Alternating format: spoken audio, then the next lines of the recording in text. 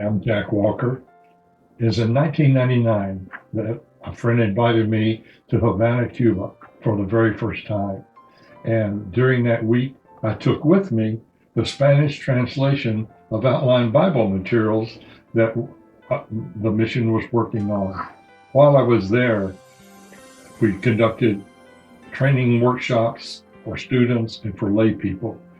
And in the next 10 years, I was invited back 6 times where church leaders would plan and organize a series of workshops.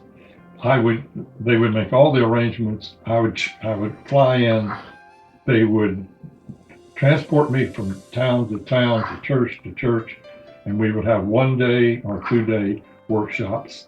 The whole focus was that the Cuban people were the highest educated in all of the Western world. But these are lay people, farmers, housewives that have no Bible training or education.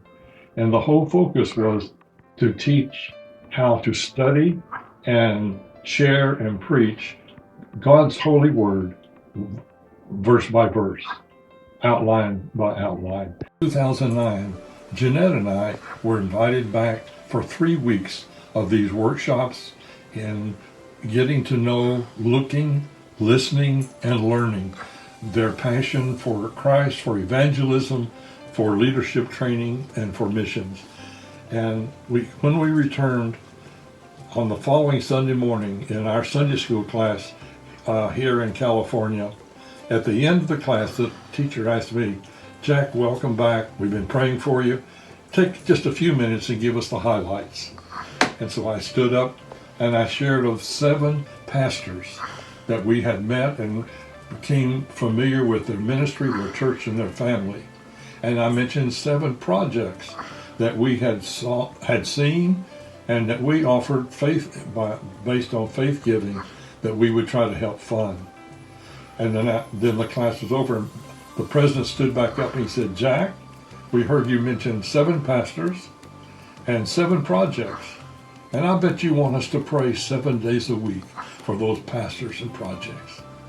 And the whole Sunday school class just clap. And that was the birth of Cuba 777.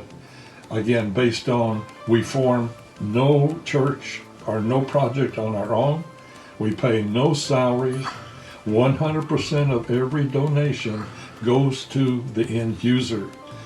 Each pastor in each project does the accountability and provides receipts back to the team members. And since 2009, God has continued to grow and open for CU7 or Q7 in Spanish.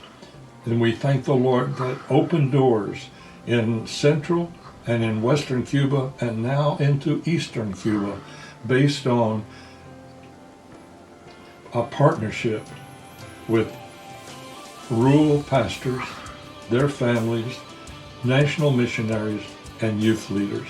We have a unique opportunity where the gospel is growing in the midst of such persecution and such privation.